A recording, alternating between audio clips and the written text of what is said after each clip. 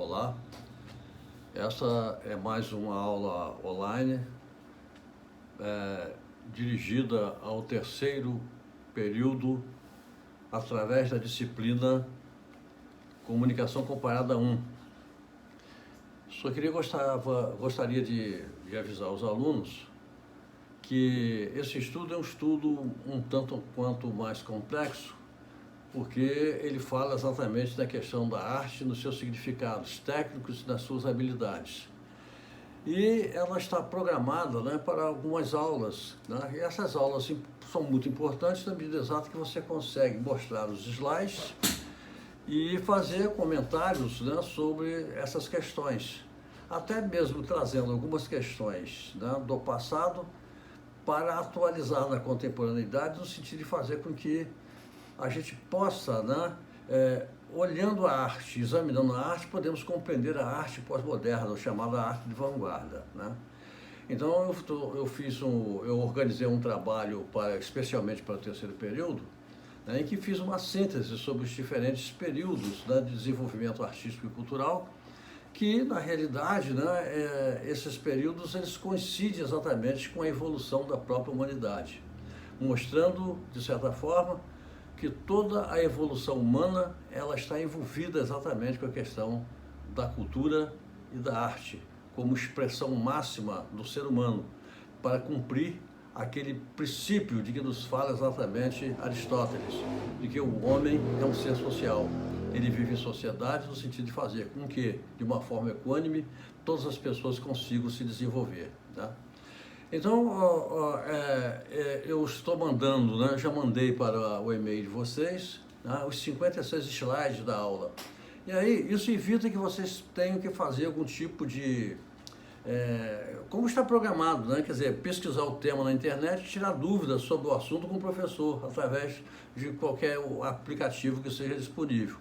Bom, na realidade, o que eu fiz? Eu achei melhor mandar para o e-mail de vocês todas as aulas, né? Porque a partir de agora nós vamos usar esses slides para todas as aulas até exatamente a consecução da nossa prova de A2, né? Que vai ser feita exatamente na primeira semana do mês de julho, porque hoje eu recebi um outro comunicado da coordenação do curso, dando conta, né, de que o calendário foi mais uma vez modificado, né? Modificado no sentido de melhorar, né, o entendimento, né, dos professores, dos alunos com relação a essa programação à distância, né? Quando isso, é lógico, né, não seria do nosso propósito fazer assim. Até porque, como é que você explica arte de uma forma online? Essas coisas se fazem exatamente de uma forma assim, mais pessoal, né? Uma coisa assim mais discutida, mais debatida em sala de aula, e etc. Mas então, nessa nossa abertura, nós podemos fazer o seguinte, então, né, que nós já fizemos uma aula anteriormente falando sobre alguns pressupostos da arte, né, quer dizer, aquela ideia de se fazer a arte, mas fazer entender que essa arte ela tem que contentar o outro, porque você não pode trabalhar exatamente com uma arte altamente intimista, alguma coisa que vai, né, que vai dar prazer apenas a você. Não, você tem que continuar o prazer com relação à visão do outro. Então, nós podemos entendê-lo como uma atividade humana ligada às manifestações de ordem estética ou comunicativa, realizada por meio de uma grande variedade de linguagens, né, tais como...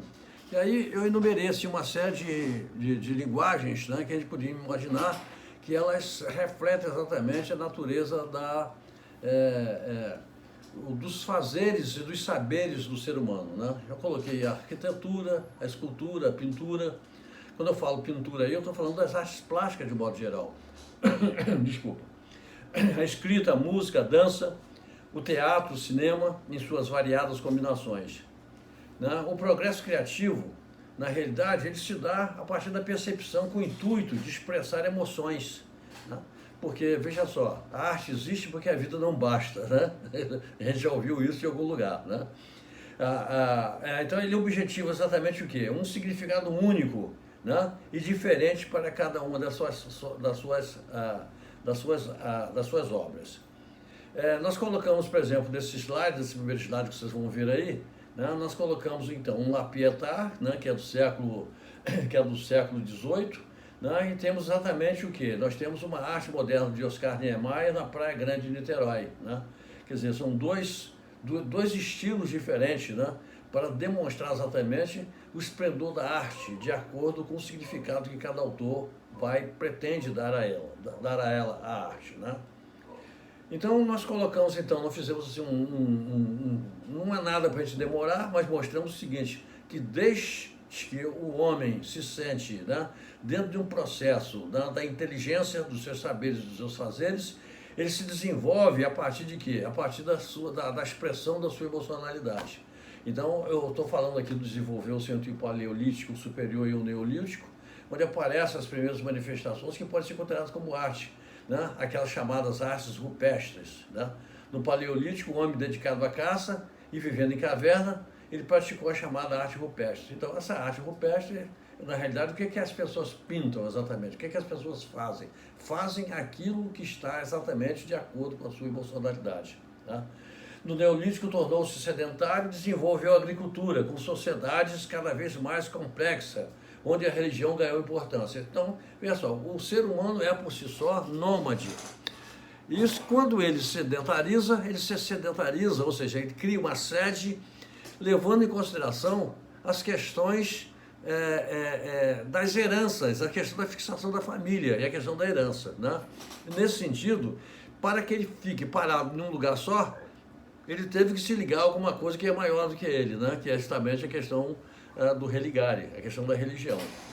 Então são exemplos monumentais disso, desse tempo, dos chamados tempos megalíticos, e o início da produção artesanal na forma de vasos, da cerâmica, da estatueta, mas tudo levando em consideração, né, o nível cultural do povo daquele tempo, né? Aí nós temos a arte antiga, né, que ela funciona a partir de 3.000, né, a 300 anos antes de Cristo. Aí a gente vai falar um pouco da arte no Egito, na Mesopotâmia, onde viveram as primeiras civilizações estruturadas, e seus artistas, artesãos, produziram obras complexas que já apresentavam especialização profissional.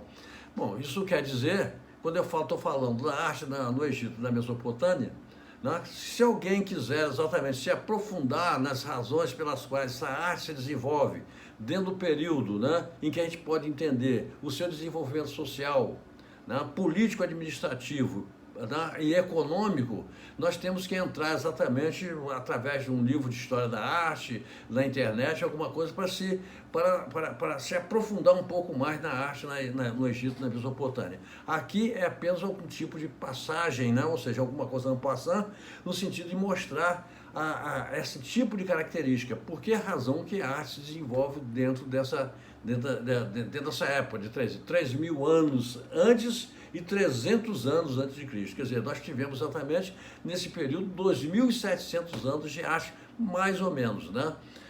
Então, enquanto a arte egípcia se caracteriza pelo caráter religioso e político, com destaque para a arquitetura, a pintura e a escultura. E a arte e a pintura mostram a figura humana em um estilo fortemente hierático e esquemático, devido à rigidez de seus cânones simbólicos e religiosos. Então, as figuras, principalmente as egípcias, eram trabalhadas muito com perfil. Eles não tinham ainda uma técnica para reproduzir a imagem humana, né, de frente, né? Isso é alguma coisa que só vai passar lá na arte, numa outra forma de arte que nós vamos chamar de arte clássica, né? É um pouco lá na frente, né? Então, nós temos também ainda a arte antiga, a arte mesopotâmica se desenvolveu na área entre os rios Tigres e Eufrates, sendo testemunha de culturas diferentes, como os sumérios, acadianos, assírios e persas. E na arquitetura se inclui os zigurates, grandes templos piramidais em degraus, enquanto que na escultura predominam cenas religiosas, de caça e de guerra, com a presença de figuras humanas e animais reais ou mitológicos, né? Então, você imagina exatamente como que essas coisas vão se desenrolar. Aí na arte clássica que eu falei agora há pouco, nós temos exatamente o que? Cerca de 1.000 anos antes de Cristo, e ela vai mais ou menos até 300 depois de Cristo, né? A chamada arte da Grécia Antiga, né? Que segundo André Breton, ela marcou a evolução da arte ocidental, depois de um começo em que salientaram as civilizações minoicas e micênica. A arte grega se desenvolveu em 3 períodos, né? No período arcaico, onde aquelas figuras eram estáticas; no clássico, né? Onde elas tinham exatamente uma visão de frente; e o helenístico, que mostrava a beleza no contorno, dentro inclusive de a escultura mais coletiva.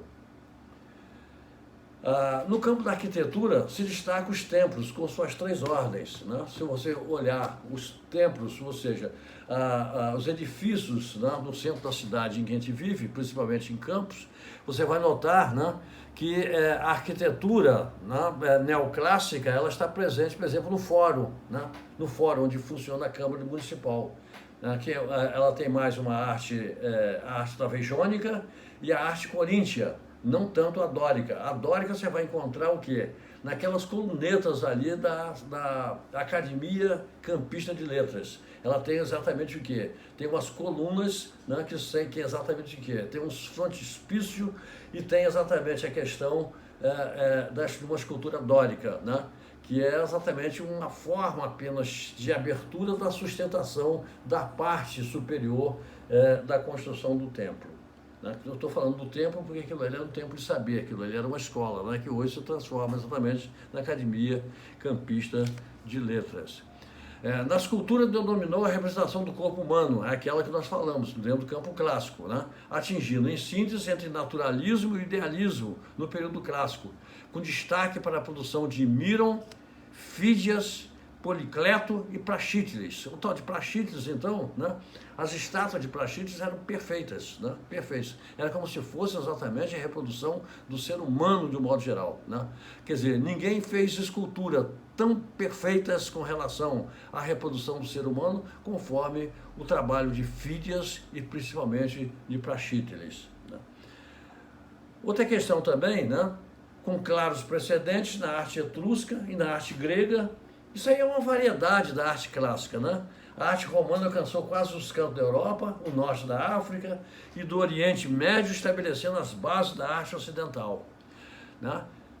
Aí a gente vai encontrar o quê? Grandes engenheiros e construtores se destacaram na arquitetura civil, desenvolvendo o arco e a cúpula, porque você vai entender os tempos a partir de quê?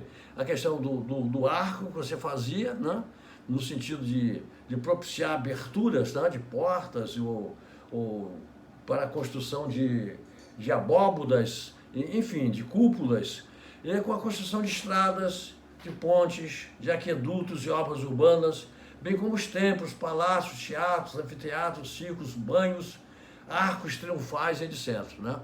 Se a gente buscar, por exemplo, o Arco do Triunfo, né, em Paris, é uma arte exatamente, é uma arte dessa época, uma arte chamada arte clássica, né? E é inspirada exatamente dentro dos princípios da arte grega, né? Outra questão também é a pintura dos mosaicos, são conhecidos pelos vestígios encontrados depois, né, depois a erupção do Vesúvio, que fatalmente, né, ela destruiu as 2 cidades que estavam exatamente à beira do vulcão, que era Pompeia e Herculano. Então, alguns mosaicos foram encontrados exatamente nessas escavações, né? Outra questão é a arte medieval, que ela vai exatamente de 300 até 1350 depois de Cristo. A arte medieval, quer dizer, na realidade ela é uma derivação da arte romana, mas ela se baseia exatamente na chamada arte paleocristã.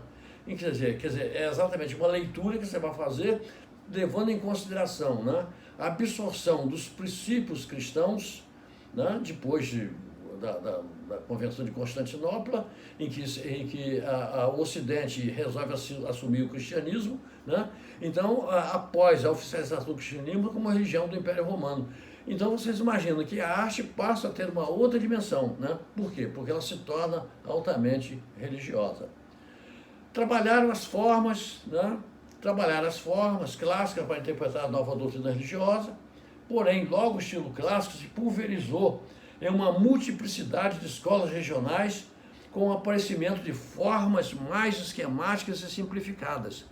Quer dizer, enquanto as coisas eram muito complexas, Imagina você trabalhar uma arte paleontológica, né, e inserir, né, algumas derivações depois da oficialização do cristianismo. Quer dizer, era uma arte muito complexa. Então ela parte exatamente a ser simplificada. A arquitetura se destacou como tipo basílico, enquanto que da escultura os sarcófagos assumiram o papel destacado, bem como os mosaicos e as pinturas das catacumbas. Então vocês vão entender o seguinte, que as igrejas, né, elas ganharam a grande impetuosidade arquitetônica justamente depois, né, que o Império Romano resolve assumir o cristianismo a partir depois do governo, né, na Constantinopla. Então veja só, então quando você faz isso, assume o papel destacado também, bem como os prosaicos, as pinturas das catacumbas. E a gente volta um pouco à questão da arqueologia egípcia, né? Que é uma questão que existe até hoje. Ainda dentro desse campo da arte, ou seja, dentro da derivação da arte clássica, nós temos ainda a arte bizantina, incorporando influências orientais e gregas, e tendo como ícones os mosaicos e os seus gêneros principais. A arte romântica, a arte românica seguiu-se paralelamente recebendo a influência de povos bárbaros como os germânicos, os celtas e os godos, os visigodos, né? Foi o primeiro estilo de arte internacional depois da queda do chamado Império Romano. Eminentemente religiosa, a maioria da arte românica visa a exaltação e difusão do cristianismo. Depois a arquitetura enfatiza o uso das abóbadas e dos arcos, que nós já falamos anteriormente, começando a construção de grandes catedrais, o que continuará durante o gótico. Tá? Depois você tem a escultura que se desenvolve principalmente no âmbito arquitetônico, com formas mais esquematizadas. E aí, na realidade, né, essas obras elas estavam sendo feitas, sendo inspiradas exatamente para desenvolver um padrão arquitetônico para mostrar a grandiosidade, né, do cristianismo, né, recém-implantado em toda a Europa. Aí você tem a arte gótica, né? Você tem igrejas maravilhosas dessa época, entre os séculos XII e século XVI. Né? É um momento, né, que os estudiosos com relação à história da arte, eles colocam isso como se fosse um florescimento econômico e cultural, mas com padrões eminentemente religiosos. Né? Quer dizer, ninguém ia fazer nada importante se não fosse exatamente como se fosse para glorificar, né, o quê? O Deus, né, apresentado e desenvolvido a partir do cristianismo. A arquitetura foi profundamente alterada a partir da introdução dos arcos ogivais, né, os arcos botantes, nasceram formas mais leves, quer dizer, são sempre ainda a questão do gótico inspirando a grandiosidade dos tempos. Nada mais, nada menos do que isso. São formas diferentes, né? E aí depois você tem essas esculturas, trabalhando aí a escultura, são chamados retábulos escultóricos. Nós temos isso ainda nas igrejas católicas ainda hoje, principalmente algumas igrejas que têm características do Brasil, né? Do barroco, né? O barroco português, o chamado barroco tardio, e o chamado barroco brasileiro, o chamado barroco mineiro, né? Aparecem grandes retábulos escultóricos e a pintura desenvolve técnicas inovadoras como o óleo e a têmpera, criando-se obras de grande detalhamento. Então, só você igreja, você tem ideia, você entra na igreja Nossa Senhora do Monte Carmelo, ali na rua 13 de Maio, você vai encontrar todos os elementos que eu estou dizendo, quer dizer, não só a questão dos retábulos, né, em alto relevo, mas com pinturas do teto e, sobretudo, pintura, né, das paredes e de todos os movimentos que você pretende, né? Porque veja só, essa obra não é uma obra estática, é uma obra em movimento. Você entra na igreja e você sente que tudo aquilo está exatamente, ela tem uma grande dinâmica, não só com relação, né, à sua observação, com relação às obras de arte, mas sobretudo, né, na busca, né, da grandeza de Deus. Né? E, quer dizer, é importante a gente imaginar isso. Aí quando a gente entra na arte na Idade Moderna, que vai exatamente entre 1350 até 1850, até mais ou menos o século XIX, nós vamos encontrar o quê? A Idade Moderna inicia no Renascimento, período de grande esplendor cultural na Europa. A região deu lugar a uma concepção científica do homem e do universo, no sistema do humanismo. É quando começa a se tratar, né, a arte não só pela questão da religiosidade, né, ou seja, aquela arte voltada exatamente para os desígnios de Deus, mas sobretudo uma arte em que o homem pode usar o esplendor de quê? Do seu livre-arbítrio, né? Então começa a se pensar a arte dentro de uma dimensão do seu humanismo. As novas descobertas geográficas levaram a civilização europeia a se expandir para todos os continentes e através da invenção da imprensa, a cultura começa a se universalizar. A gente diria, né, retomando aulas importantes sobre história, né, sobre história do jornalismo, a gente vai entender o seguinte, que foi no século XIX, a partir da chegada da família real portuguesa no Brasil, que a imprensa começa a sentir a sua universalidade, como? Crescendo em todas as dimensões do país, né? Graças à chamada Revolução do Porto, que é uma revolução de 1820, que faz com que Dom João VI, que ficara 12 anos no Brasil, retornasse a Portugal, e que a Revolução do Porto exigisse determinadas coisas impossíveis para aquela época, devido ao engrandecimento do Brasil, o que redundou exatamente na chamada independência de 7 de setembro de 1822. Essa arte, inspirada basicamente na arte clássica greco-romana e na observação científica da natureza. Entre seus expoentes estão Leonardo da Vinci, Dante Alighieri, na literatura, Petrarca, Rafael, Dürer, Palestrina e Lassus, né? Sua continuação produziu o maneirismo, né? Também foi importante nessa fase a disputa de protestantes e católicos contra reformistas, com repercussões na arte sacra. E aí você tem quem? Né? Você tem uma literatura e uma pintura altamente grandiosas, com Shakespeare. Né? Shakespeare já era, aos 14 anos de idade, o maior dramaturgo da Inglaterra. Cervantes, né? O grande autor, né? Miguel de Cervantes, autor de Don Quixote de La Mancha. Né? Você tem Camões, tem Miguel Ângelo, são alguns dos seus representantes mais notórios. Né? Mas você poderia entender, né, que a gente voltaria no período barroco, fortalecendo os estados nacionais, e deu origem ao absolutismo. Quando se fala do absolutismo, a gente fala exatamente o quê? Na família real, quando vem para o Brasil, né, um sistema, né, de Dona Maria I, que tinha como príncipe regente Dom João VI, era realmente um absolutismo. Mais tarde, com a pressão exatamente exercida pela Revolução do Porto em 1820, é que vai mudar o sistema de um absolutismo, em que o poder estava na mão do rei, né, para exatamente uma monarquia constitucional, com suas câmaras, né, com seus representantes por províncias, etc. Bom, como reflexo disso, a arte se tornou suntuosa e grandiloquente, privilegiando os contrastes acentuados, o senso de drama e o movimento. Firmam-se grandes movimentos, né, em grandes escolas de vários países, como a Itália, a França, a Espanha, a Alemanha. Isso a gente vai falar o quê?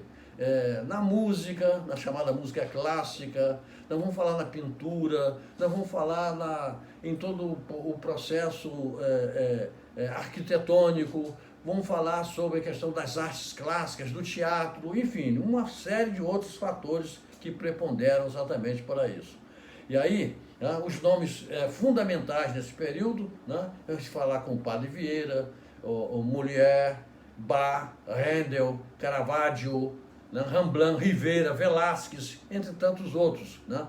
Essas figuras que nós vamos exatamente argumentar um pouco sobre elas na próxima aula, quando estivermos falando exatamente sobre a intencionalidade do artista, né, e os estados sobre a estética, né, a denúncia social e as mudanças sistemáticas sobre os modelos monolíticos de poder. Né?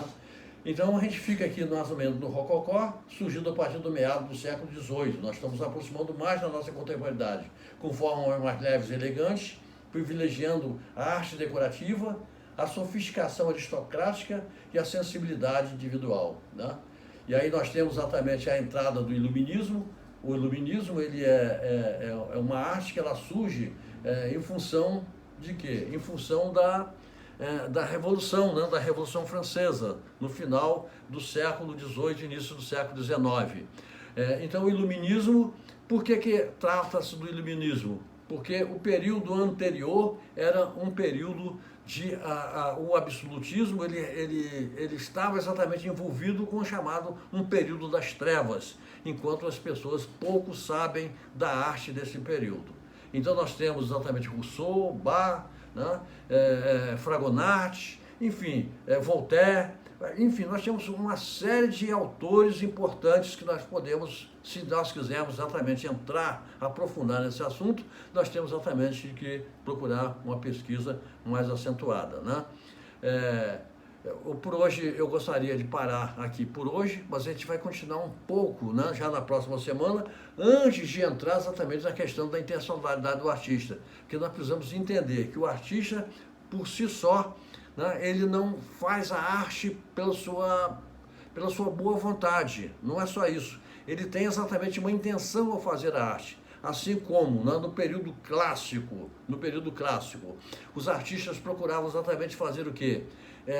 Enaltecer a figura de Deus através, né, da grandiosidade dos seus templos, né?